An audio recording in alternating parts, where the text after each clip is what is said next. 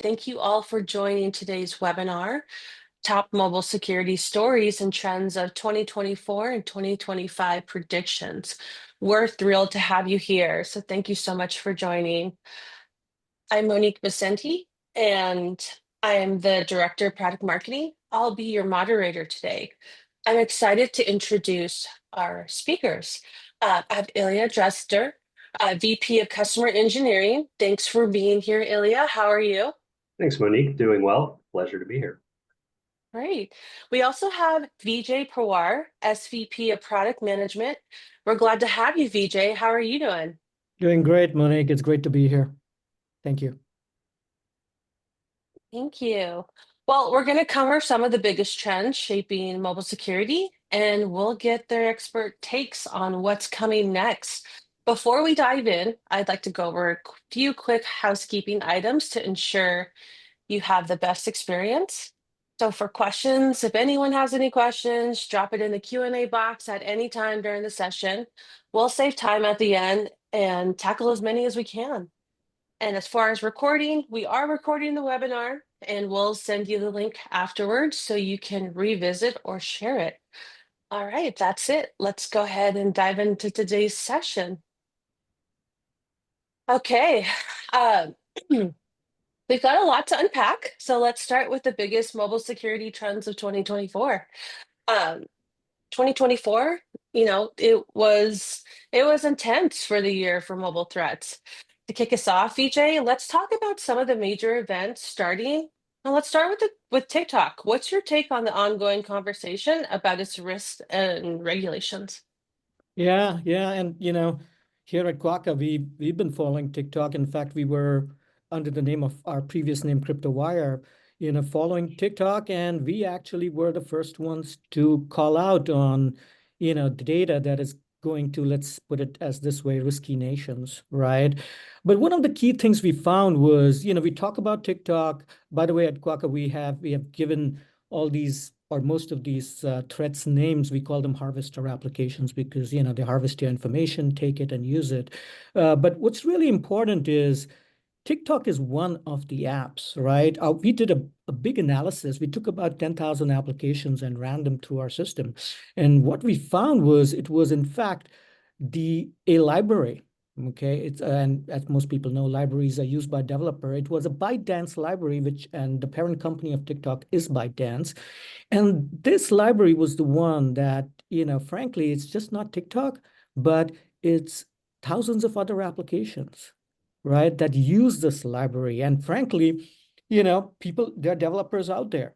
There are people in social and gaming. In fact, we saw a lot of gaming applications have this library. Why do people use this? Because, hey, they're out to build features. They want to integrate with TikTok, right? So they grab this library, use it within their apps, and boom, people download them for the social value, right? Or productivity value. So really, in our case, we saw TikTok is important, but there are a bunch of other applications that we see out there that have those libraries, and you got to make sure, and understand what all these applications do, right? And this is very importantly, things like nation states. I know we'll talk a little bit more about nation state attacks, but frankly, you got to look at other applications. It's just not TikTok.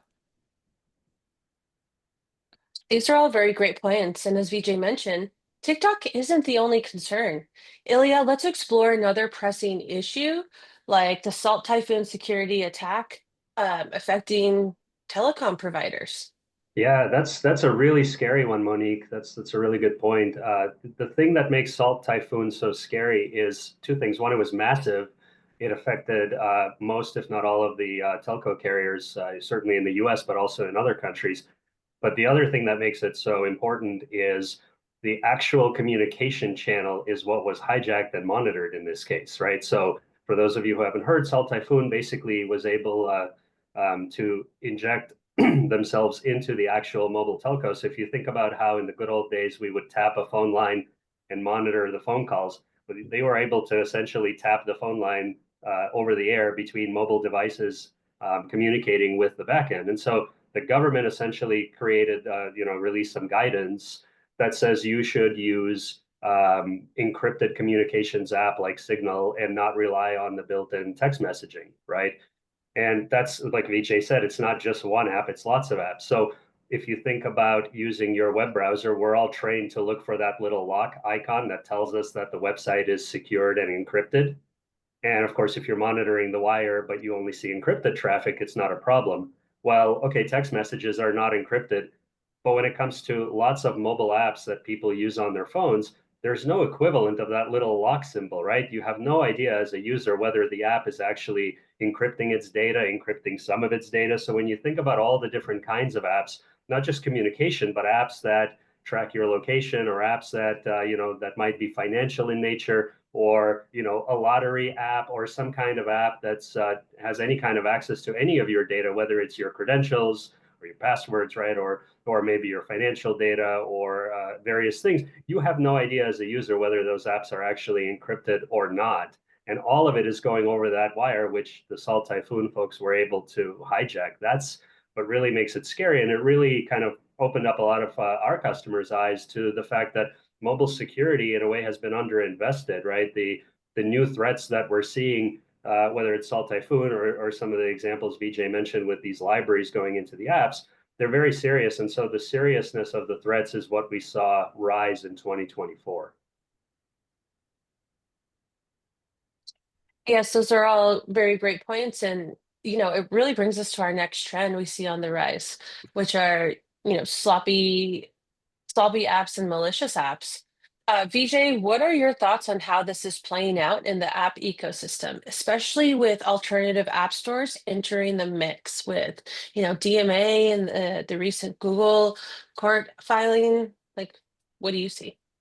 Yeah, absolutely. I mean, this is very interesting, right? I mean, what's happening in that landscape out there? I mean, recently we even saw like, uh, the at least the proposal for Google to break up, right? I mean, so what you're seeing out there is I mean, the app stores are a monopoly, right? Google and Apple make billions of dollars.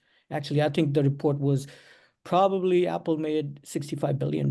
Okay. And this is all happening because obviously app developers, they have the marketplaces to go to, and, Apple takes a cut out of in-app transactions, right?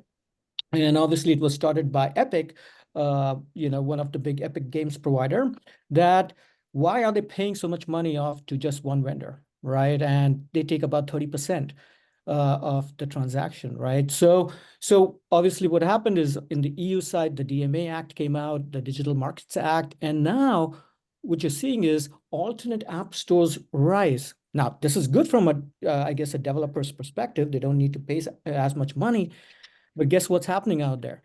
Even with Apple and Google being out there, we see every week, there are articles on, and we ourselves from our analysis see apps, we call them sloppy apps, okay? Sloppy being that the developer has not put in the right, dotted the I's and crossed the T's when it comes to writing good software, secure software. And even with that, they get past Apple and Google. What's going to happen with these other app stores, right? It becomes the Wild West because now how do you know that that app went through the right scrutiny, right? Especially also with side loading of applications, right? So what we're seeing is the rise, and this is happening all around. Recently we saw in Southeast Asia a lot more Android app stores come up also. So what's happening is now developers will be able to push their applications to these app stores. And guess what? As consumers or as enterprise workforce starts using these applications, they don't know the security and privacy, and very importantly, malicious behavior of these applications. So really, what we see, and we'll get inside the predictions also, this is getting to be the Wild West, right? Which is sloppy apps that don't have the right controls. We see more and more applications where hard-coded credentials are going within these applications. So so this is really what we see as, it's a clear and present danger when it comes to, the not just the current app stores, but also the rise of the alternate app stores. Absolutely. Thanks, VJ. Ilya, what are you seeing in terms of app quality and the challenges these present to Yeah. these new stores, or that these new stores present? I'm sorry. No, Monique, that's a good point, and I'll just tack on to what BJ was saying. You know, the original App Store gives the impression that it's doing a lot to protect users.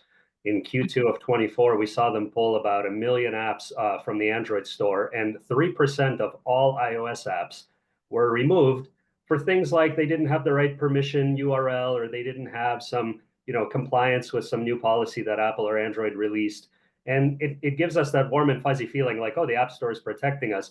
But one of our partners discovered 200 vulnerable apps that were removed, and they had hundreds of installs, hundreds of thousands of installs. And that's what's really concerning is the app stores are not focused on vulnerable or malicious apps. Other companies out there, other threat hunters and labs and folks will, find these things. Microsoft in May of this year, they discovered and then notified the stores about this dirty stream attack. And at least four of those apps each had 500 million installs. So what that tells us is these apps are going into the App Store, they're getting by their security checks, people are using them for some period of time, and then one by one, somebody out there finds that there's a problem with this app. And that's what we're really seeing more and more is these, like VJ says, sloppy apps. Yeah, the Microsoft example is one where essentially a coding style mistake was made, and because it was so fundamentally flawed, it created a vulnerability which was exploitable, and that's what we saw. So like WPS Office had over half a billion installs. There was a Xiaomi file manager app with over 1 billion installs. So this is real people using these apps, and they don't even know that they're vulnerable. That's what we saw big time in 2024, more so than in 2023, more so than in previous years. Wow, that's very interesting. It actually brings up a point that I'm thinking about in real time is this a scale issue? Do you think these app stores aren't able to scale, or is it just there's so many sloppy apps going in and out? Because it kind of That's sounds like a little bit of both.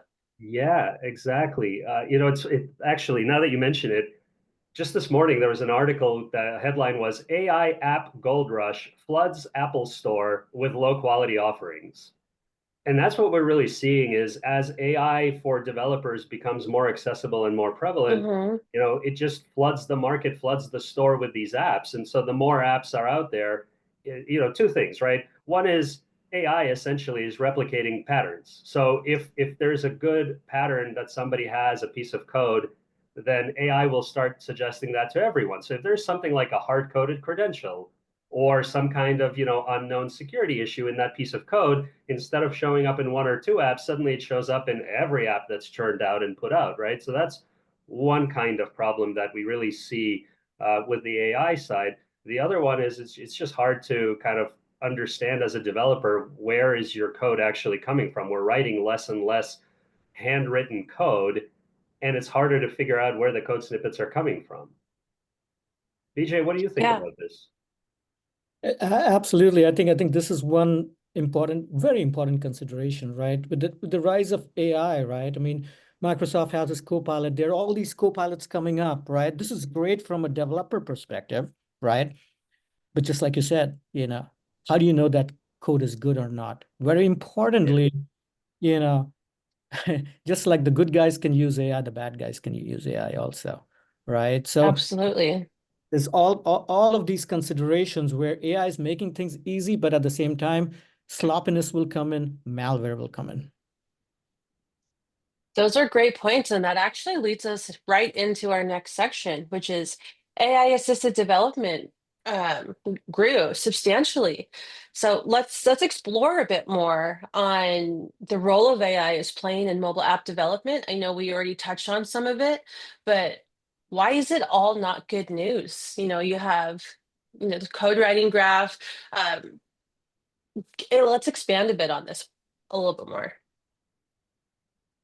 Well, for sure, AI is creating these situations where the attackers, like VJ said, the attackers can use it as well. And so, one of the things that we're seeing more of is not just using AI to build sloppy apps, but actually using AI to advise on how to avoid the things that existing technologies are using to identify.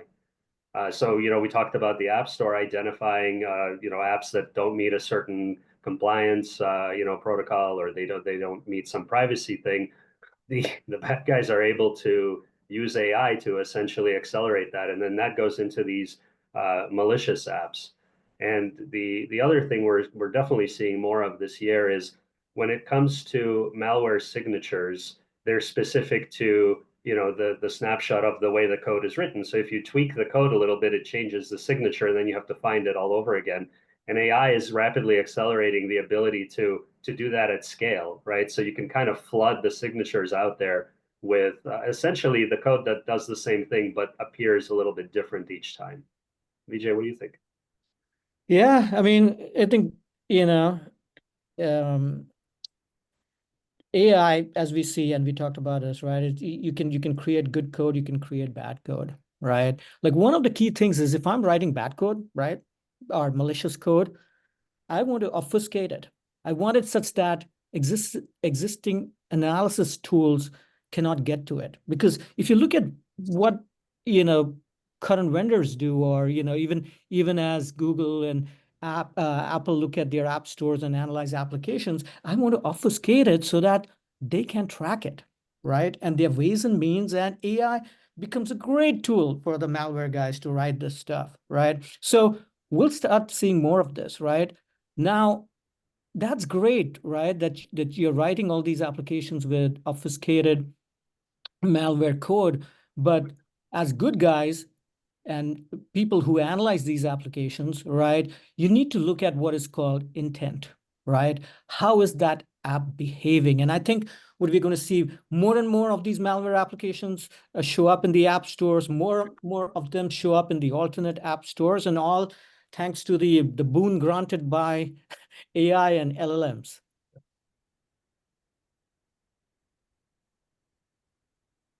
Nice. Let's go ahead and go into our 2025 predictions. The rise in supply chain attacks, in SBOM, we've just unpacked and discussed the key trends that define mobile security, from growing threats and sloppy apps. Now let's shift gears. So let's go ahead and dive right in. Um, Ilya, what are your thoughts on rise in sloppy supply chain attacks? Yeah, we're seeing more of this, and we're going to see this become a greater issue. See, in 2023, the CISA, right, the Cybersecurity Infrastructure Security Agency of the US, they recommended that vendors who produce software also supply what's known as an SBOM, which is a software bill of materials, to essentially say, we've built this piece of software and it has these components in it, and then that way each component can be verified against threats, or essentially if a threat is identified in a library, like say the ByteDance library that Vijay referred to earlier, then we can easily identify which apps have that, and request remediation or maybe stop using them, as the case may be, right?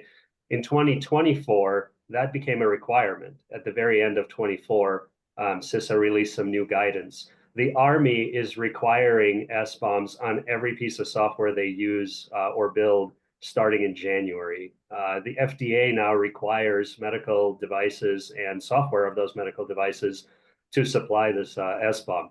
So all of that really points to this being a very serious threat that folks are finally taking, seriously. And in 2025 and beyond, it's becoming a requirement.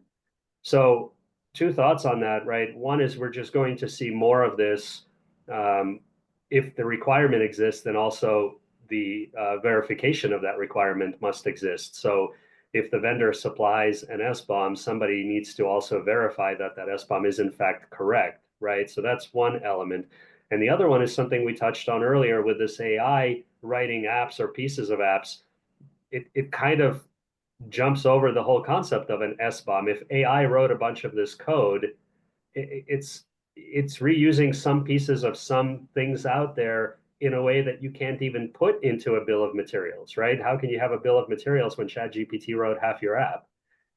So that's another challenge that we're going to see, and because of the rise of AI used in writing the apps, this is going to be sort of the next thing. So that's one of our predictions: is the supply chain attacks will continue, because of AI, because of this requirement taking time to enforce, and because of the tooling you need in order to verify that. That's Yeah, what I. just Ilya, to add to that, I think we've given this a very interesting name here at Quaka. We also call it, apps that shifty apps, apps that change over time, right? So I think one of Yeah. the key things is what we see is, you know, apps get out there, they're innocuous, feel to be innocuous or look like they are, and then over time they shift. And this is what, we've been seeing and our customers have been tracking, like how does this app change, shift, not just in maybe shift in behavior and permissions, but also in libraries, what are the libraries and what are the permissions going in. So expect to definitely see a lot more of the SBOM because, me as a developer, as I mentioned earlier, right, I'm worried about adding features, capabilities, so even in, let's say, social and gaming, right? I want to come out with those social and gaming applications that people love, and I want to write faster, code faster, and I'm going to go to the open source libraries and take these libraries and shove them in, and boom, I don't know, I'm just getting stuff out there, and indirectly, maybe somebody else is siphoning off the information. That's great. Well, supply chain transparency, it's vital, but it's not the only part of the challenge. Another key issue we're seeing is the increasing prevalence of sloppy, malicious, and even colluding applications. VJ, what does this mean for the future of mobile security? Yeah. I mean, I think this is one of the key things. We've talked about sloppy, everybody knows malicious applications. Mhm. What are colluding applications, right? And this is something we found out uniquely because, and this is the best practice in analyzing applications, right? If you analyze an application on its own, it may seem innocuous, but applications don't live singularly on your devices, right? You have multiple applications, right? There's some stat out there about 80 to 100 apps on a particular mobile device. Well, did you know that those apps could be colluding with each other? Right. This is a great finding that we found out on the Quokka side, right? That these apps can collude with each other. How do they do it? They could have a colluding library, like the SBOM library out there, right? One could be recording the microphone, right? And then the other app could be taking all your recordings and exfiltrating it to some other, to a risky nation, for example, right? So what we see is colluding applications, floppy applications, malicious applications, all rising, right? The count is increasing out there. And as I mentioned before, and we've been talking about this, right? AI just makes it simpler, right? To be able to write these applications, and then we take them or they get uploaded to the third-party app store. So expect to see a lot more coming out of this. I think as we go into 2025, expect to see more articles. Here at Quokka also, we run deep analysis on these applications because one critical thing I want to point out here is what I call malicious applications, right? Malicious applications, typically vendors look at known signatures and known hashes, right? And like Ilya pointed out, using AI, if they tweak some code in there or obfuscate certain code, that hash changes, right? What vendors have to do is look at the intent of these applications, right? And it's not an easy problem. If you are looking at 4 billion applications in one app store, how do you do it at scale, right? Absolutely.